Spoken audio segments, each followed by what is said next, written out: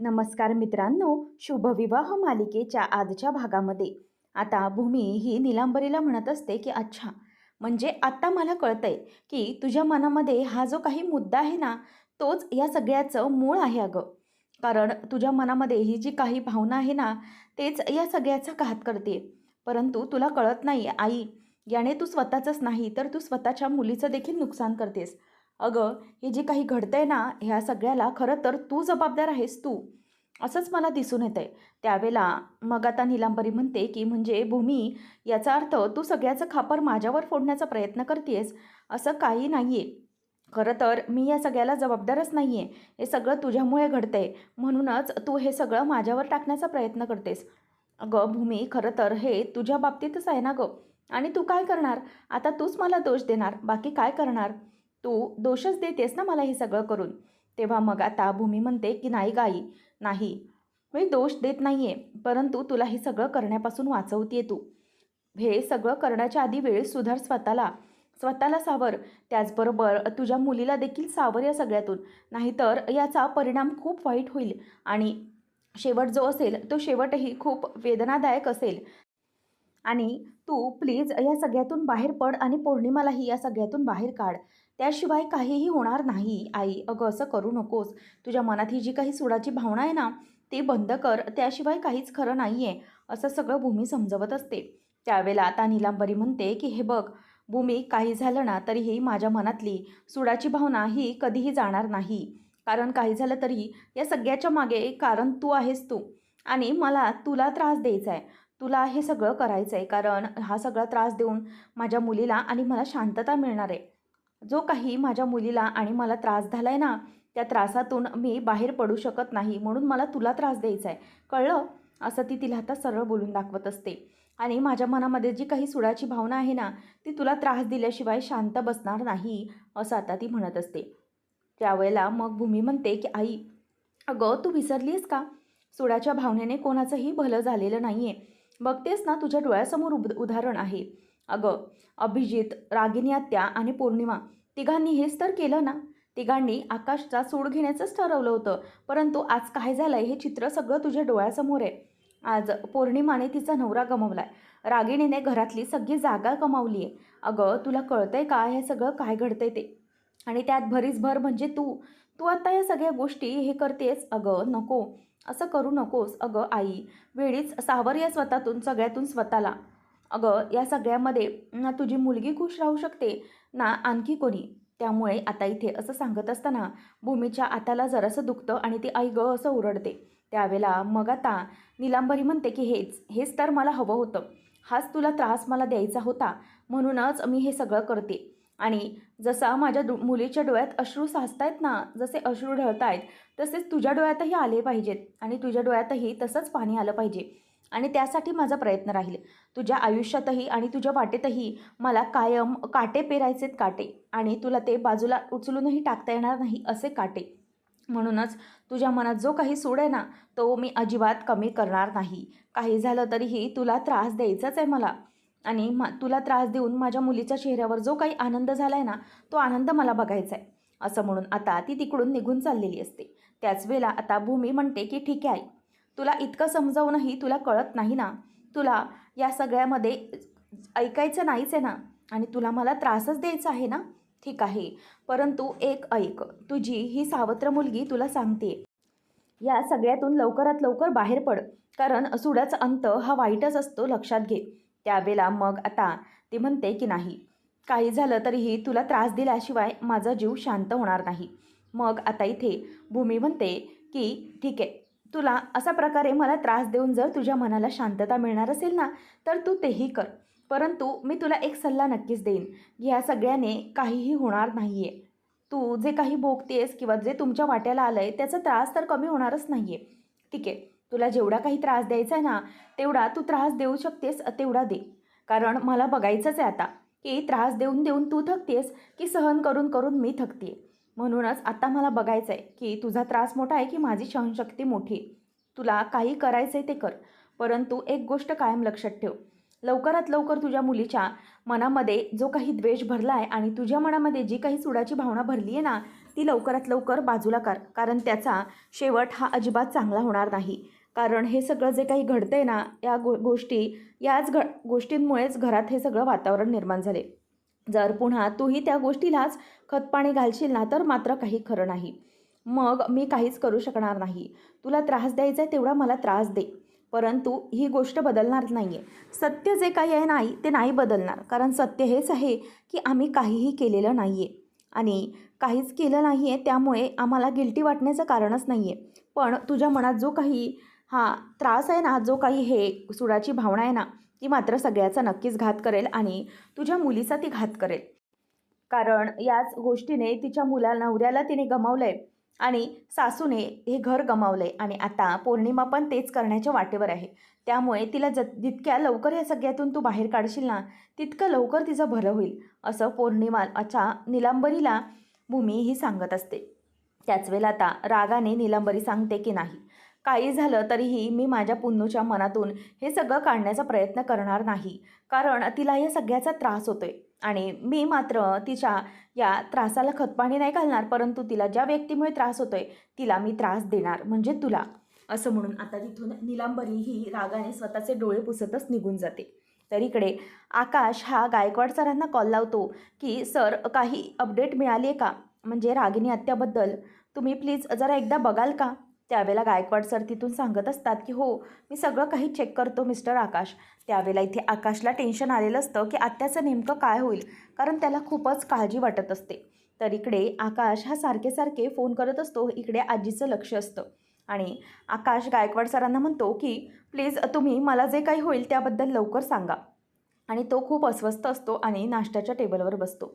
त्याच वेळेला मग आता आजी ही आकाशला म्हणत असते की आकाश, अरे बाळा, काय करतोयस तू हे?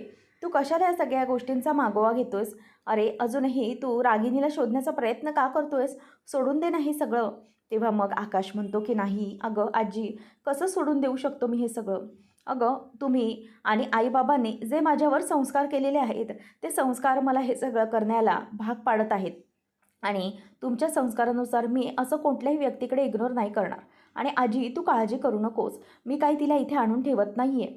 मला फक्त एवढंच बघायचं आहे ना की ती जिथे कुठे असणार आहे ना, तिकडे सुखरूप असावी, बस, बाकी काही नाही. बाकी माझ्या बोलण्याचा काहीच दुसरा हेतू नाही आहे, असं आजीला आकाश आता समजावत असतो. तर आता किचनमधून मानसी ही भूमीला म्हणत असते की ताई, काय आहे? अगं तुला स्वतःकडे लक्ष देता येत नाही का? बघ किती भाजलाय तो हात. तेव्हा भूमी आता हातावर फुंकर मारत मारतच तिथे टेबलपर्यंत येते आणि आकाशला ती नाश्ता देण्यासाठी तेव्हा प्लेट घेते आणि जोरात ऐगं अशी ओरडते. आकाश म्हणतो की भूमी, अगं काय झालंय गं? आणि मग तो तिचा हात बघतो आणि भाजलेलं बघून म्हणतो की भूमी, अगं काय हे, किती भाजलंय तुझ्या हाताला, हा किती त्रास होतोय तुला? तेव्हा मग भूमी म्हणते की आकाश, अरे काही नाही, ते ना मला जरा थोडंसं भाजलं. तेव्हा आकाश म्हणतो की थोडंसं, अगं किती भाजलंय बघ ते. तेव्हा मग ती म्हणते की ॲक्च्युली किचनमध्ये काम करताना भाजलंय. मग आजी म्हणते की अगं भूमी बाळा, असं करत जाऊ नकोस, अगं सगळं लक्ष देऊन करत जा, शांतपणे कर, अगं असं काही करण्याची गरज नाही आहे. आकाश म्हणतो की बघ किती लागलंय तुला, राहू देत ते सगळं, मी घेतो माझी प्लेट, तू काळजी करू नकोस. असं म्हणून आता भूमीला तो तिथे स्तब्ध उभं राहायला सांगतो. आणि त्यानंतर मग आता काही माणसं दरवाजात आलेली असतात. आकाश महाजन असा आवाज ते देतात. त्यावेळेला नाश्ता करत असतानाच आकाश तिकडे पटकन उठून जातो आणि तेवढ्यातच तिथे दोघी चोंबड्या म्हणजेच पौर्णिमा आणि निलांबरी वरतून ते सगळं बघत असतात. त्यावेळेला मग आता आकाश म्हणतो की आजी, अगं हे आपल्यासमोरचं इथलं मंडळ आहे ना, त्याचे कार्यकर्ते आहेत आणि त्याचे अध्यक्ष आहेत, असं आकाशला ते भेटायला आलेले असतात. आता आकाशला ते म्हणतात की दरवर्षीप्रमाणे यंदाही आपल्या माघी गणेशोत्सवाचं 91वं वर्ष आहे. आता हे ऐकल्यावर आकाशला आनंद होतो. ते म्हणत असतात की म्हणून दरवर्षी आम्ही तुमच्याकडून हे सगळं डोनेशन घेत असतो. तुम्ही यावर्षी चॅरिटी करत असता, परंतु एक वर्ष आम्हाला आता हा निर्णय घेतला आहे आम्ही की यावर्षी तुम्ही दोघांनी, म्हणजेच तुम्ही आणि तुमच्या पत्नीने या मंडळाची पूजा करावी, म्हणजेच गणपतीची पूजा करावी गणपती बसताना. त्यावेळेला आता हे सगळं बोलत असताना आकाश म्हणतो की सॉरी, मला माफ करा, मी ही पूजा करू शकत नाही. त्याच वेळेला आता लगेच पौर्णिमा आणि निलांबरी वरतून दोघी एकमेकींकडे बघत म्हणतात की नाटक, नुसतं नाटक सुरू आहे. त्यावेळेला मग आता इथे ते म्हणत असतात, की "अहो, असं करू नका. गणपतीची पूजा आहे, त्यामुळे त्याला तुम्ही नकार देऊ नका." तेव्हा मग आता भूमी येते आणि भूमी म्हणते, की "1 मिनिट हा जरा थांबा." आणि आकाशला बाजूला घेऊन येते आणि म्हणते, की "आकाश, अरे असं करू नकोस. ही गणपतीची पूजा आहे आणि स्वतः बाप्पा आपल्याला संकेत देतोय, की हे सगळं आपलं चांगलंच होणार, म्हणूनच आपण ही पूजा करूया." आणि त्यावेळेला मग आता मानसी देखील म्हणत असते, की "हो, भाऊजी बरोबर आहे, ताई बरोबर बोलतीये." आणि मग तो म्हणतोय, की "नाही, आपल्या घरात जे काही घडलंय ना, ती परिस्थिती बघून मी बोलतोय." तेव्हा मग भूमी म्हणते, की "आकाश, अरे तू म्हणतोयस ते बरोबर आहे, अभिजित गेलाय, परंतु सुतक तर पटवर्धनांना आहे ना, महाजनांना काही सुतक वगैरे नाहीये. त्यामुळे ही पूजा करायला असं काहीच हरकत नाहीये." तेव्हा मग आता आकाश म्हणतो, की "टेक्निकली तर मला हे सगळं पटतंय, परंतु मेंटली मी या सगळ्यामध्ये खूप डिस्टर्ब आहे. त्यामुळे मला हा निर्णय घेणं खूप कठीण जातंय." तेव्हा मग भूमी म्हणते, की "आकाश, नाही, माझं ऐक रे, त्यांना नको म्हणू नकोस."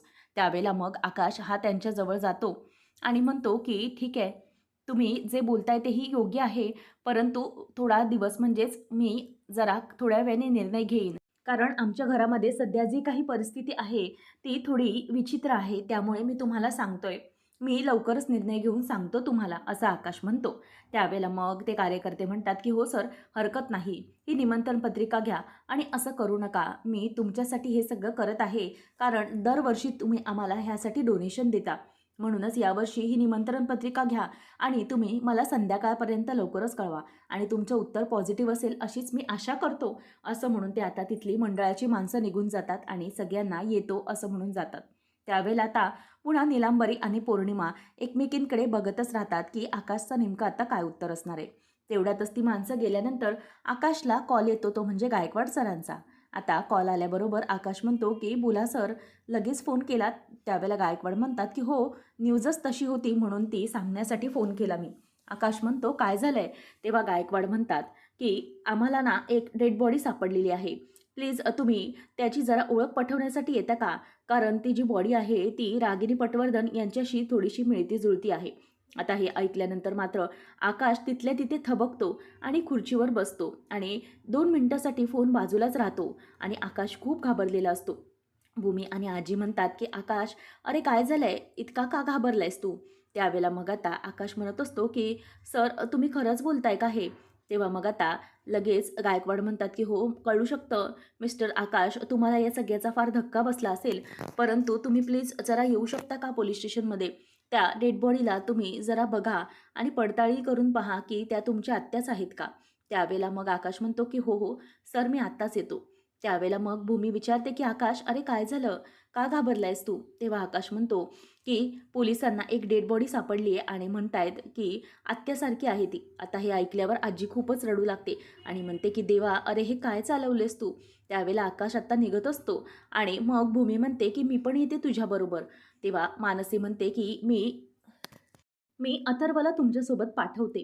त्यावेळेला मग आकाश म्हणतो, की "नको, नको. इथे कोणाला तरी पुरुषाला हवंय. कारण जर जी न्यूज असेल ती खरीच असेल, तर मग इथे धावपळ करायला कोणीतरी एखादा पुरुष माणूस हवा.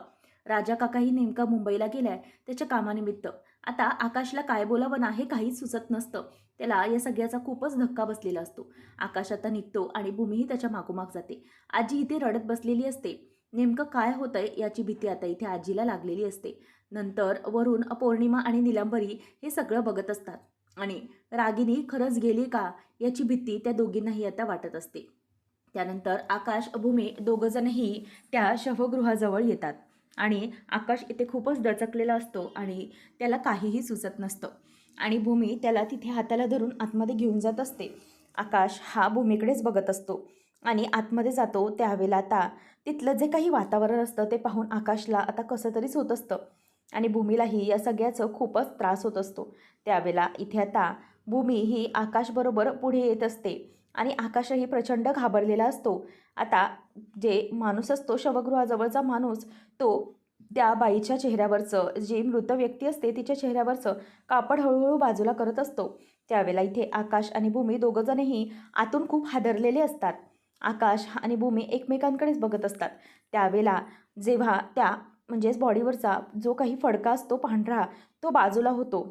त्याच वेळेला आकाश आता ते बघतो आणि ते बघितल्यानंतर आकाशला प्रचंड मोठा धक्का बसतो.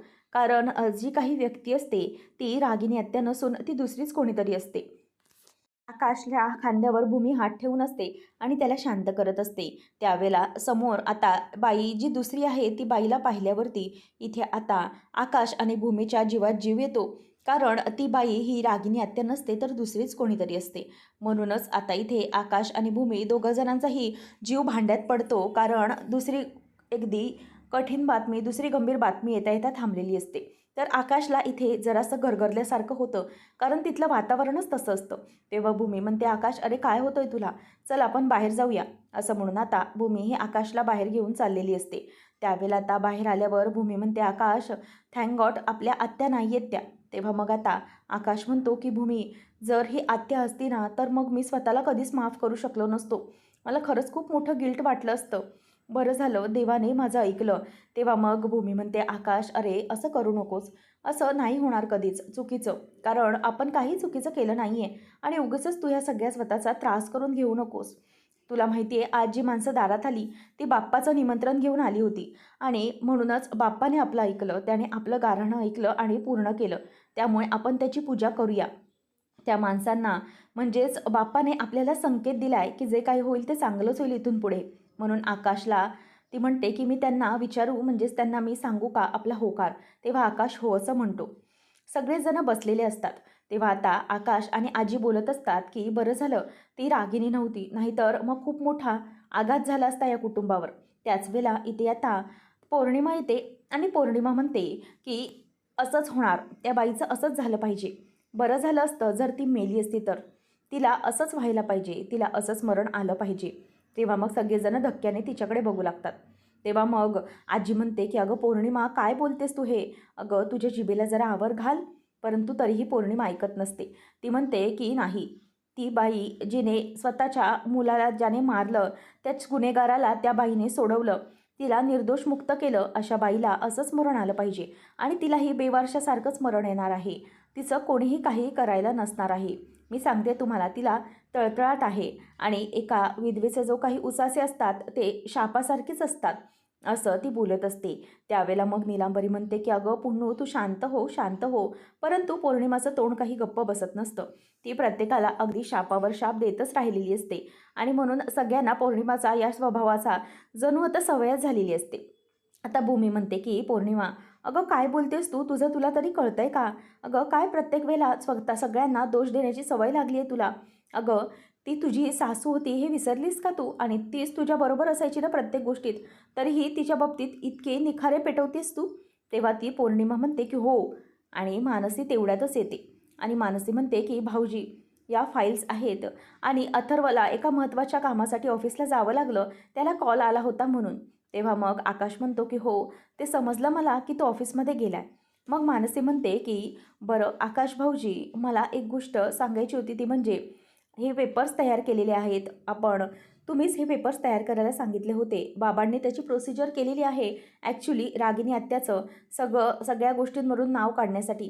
म्हणजेच बँक अकाउंट्स आणि प्रोजेक्ट्स आहेत त्याच्यावरून काही गोष्टींवरून नाव काढण्यासाठी हे पेपर्स आहेत ना ते. आणि त्या पेपर्सवर तुमच्या सह्या बाकी आहेत. त्यामुळे त्या पेपर्सवर तुम्ही सह्या करा. बाकीची प्रोसिजर बाबांनी वगैरे करून ठेवलेली आहे. म्हणूनच या प्रोसिजर्स ज्या काही झाल्यात त्याच्यावर तुमच्या सह्या हव्या होत्या आणि या सगळ्या पेपर्सवर." असं म्हणून आकाशला ती ती पेपरची फाईल घ्या असं म्हणून त्याच्याजवळ देत असते. आता आकाश मात्र तिथे शांत बसलेला असतो. त्याला काय बोलावं हे काहीही सुचत नसतं. त्यानंतर मग आता आकाश हा शांत बसतो.